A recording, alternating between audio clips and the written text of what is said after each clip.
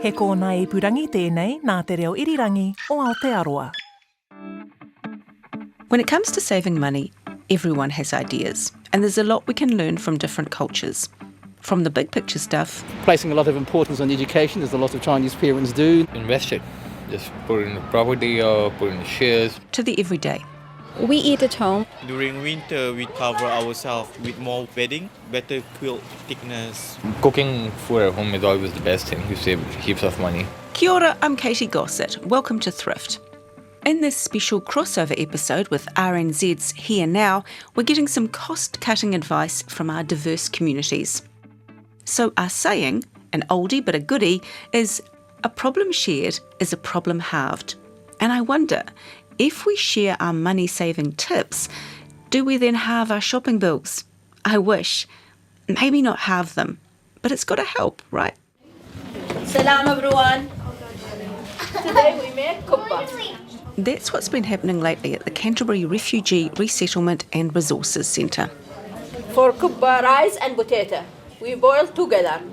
There've been a few cooking classes, and this time it's the turn of Kaldazar, originally from Iraq, sharing her much-admired kuba and baklava recipes.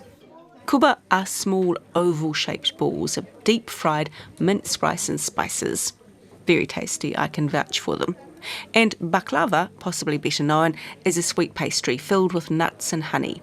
I make it like this. If any question, But there's more going on here than just a cooking class. I think it's good opportunity for everyone want to learn and gathering, sit together, talking, chatting. That's Rana Al-Halili, the centre's program coordinator. Back in Kuwait, she worked in business, but here she wanted to help the refugee community, so she organises events, sometimes, like today, all at the same time. What you can hear is the combination of a weekly women's art class with the not-so-regular cooking class. Throw in a kids' art class and some children's entertainers, and it's a triple whammy. Because it's a school holiday, so it's like many things in one time. You're looking a bit frazzled there before. The children's event is itself a cost saving. The women are not having to pay for babysitting, it's one less meal to make. They don't have to go and cook for their children because they already eat here in the class. That's why I find how can I support? I'm doing what it suits them. And it frees them up to enjoy themselves. The whole time they're coming, talking, chatting. Yeah, I believe they are so happy and it's a free. And while the cooking class showcases recipes, there are other gains. Good opportunity to learn the language also from the cooking, names in English. If I learn just one word from the other, it will work. But the other thing that's being shared here is advice, some of it from Rana and her colleagues. During the class, we can talk from where you can find the cheapest stuff. Also, if there is farms selling some stuff, it's much cheaper than the supermarkets. But members of this diverse community have their own advice to offer. So tip 1 is about what to eat, adapting foods to make the dishes you want. We're trying to save the cost, so I'm not cooking like what I'm doing at my country from the original. So for spices, just reduce it. Rana says even the most traditional recipes can be adapted. If you want to cook like this baklava, reduce the pistachio, reduce the nuts. And swapping things out is a great way to cut costs. You can replace it with something cheaper, not like the original, but it will work. And forget about non-seasonal produce. If this one is expensive, no need to buy it this season. I will go for another option. And she's not the only one making food go a bit further. Sara Kadia is from Hyderabad in South India. She and her family eat one traditional curry, only stretching to more if they have visitors. If you want to splurge that way, if there's company, there's at least more than a couple of curries. But what we do is we just have a single curry for home and we have either rice or bread. Very little gets thrown out. Try not to waste food, that's the best I can say. We do cook at home and we try not to waste food. And we've talked about this in previous episodes. Bulking up meals with pulses is a good option. Legumes are great protein as well, so we sometimes go for protein that way. And a bit of heat goes a long way.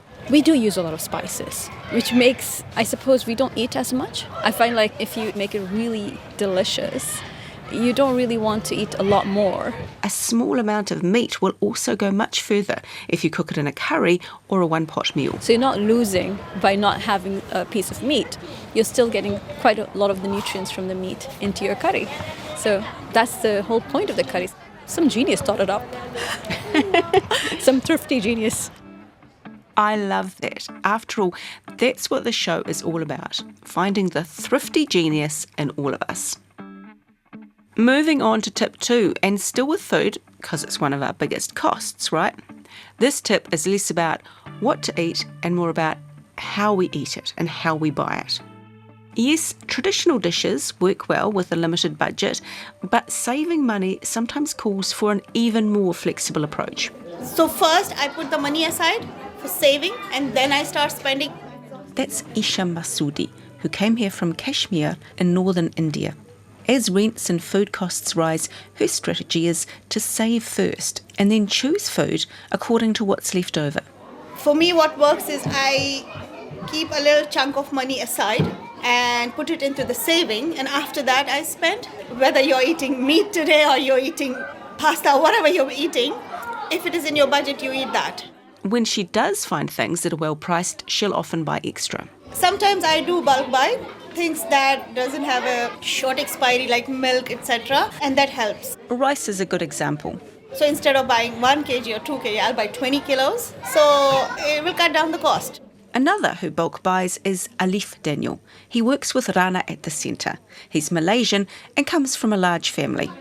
Typical Asian families, we intend to have more than 4 to 5 people in the same household. For example, my mom, she has 10 siblings, so we are norm in that kind of living.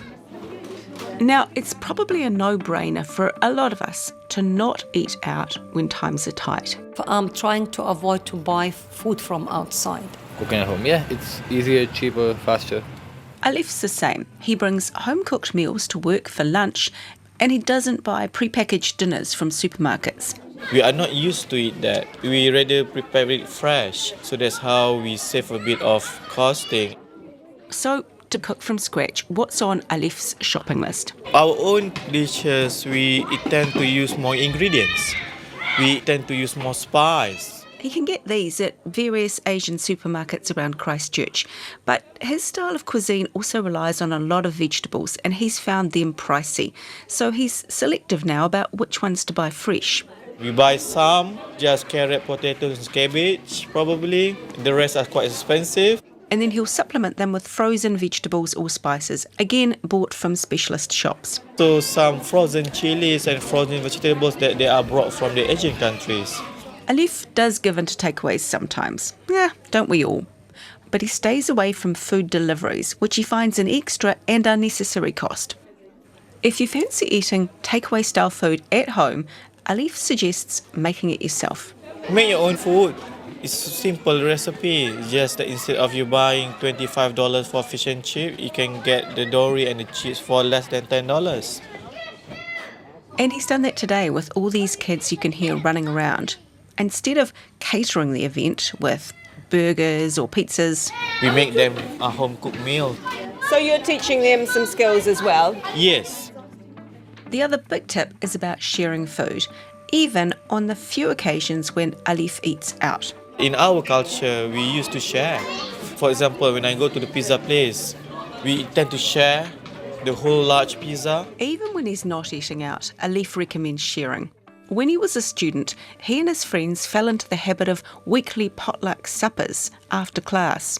So from there, we can share this different meal, but in the same time, and whatever that we have leftovers, we can eat for tomorrow. And as Sarah points out, eating with others brings its own benefits. I suppose eating together is a great thing. Get together, eat together. I love that story. What was that? The stone soup? Basically, it's a tale in which everyone's invited to share some stone soup if they bring an ingredient. And of course, it's the ingredients together that make the soup. It is a great story, and it makes financial sense. It saves money, and I think when communities meet together, there's more blessing. You're meeting each other, there's more blessing in the food, there's blessing in your company. So go for the blessings. And speaking of sharing food, Kalda has made a big batch of kuba and baklava, so there'll be a communal meal. But there are also economies in bulk cooking. Isha does this too in her busy household. I can make big batches of cooking, and sometimes I make big batches and freeze them. So that also saves time. And it saves power, which brings us to tip 3, bringing down your electricity bill. If you go back to season 1, we have a separate episode on this. And members of the community here have their own ideas to share. When you make big batches, you're saving on electricity, you're saving on other things, cooking every day. Because her family goes through a lot of food. We are big on eating. We have 4 meals a day. So that could be a lot of cooking for Isha. Sometimes I try to cook only once the lunch and then we have leftovers for the dinner. So trying to do stuff like this, saving on time or maybe as well the cost. She also saves on power costs in the laundry. I try to do once a week laundry, so I wait for it to be at least one load. Rana has lots of strategies to keep her electricity costs down. I'm always checking the tricks, the tips, how I can save the power.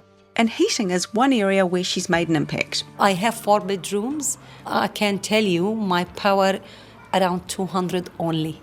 Rana's not sure how well insulated the house is, but she's got by without using the air conditioning for cooling or heating.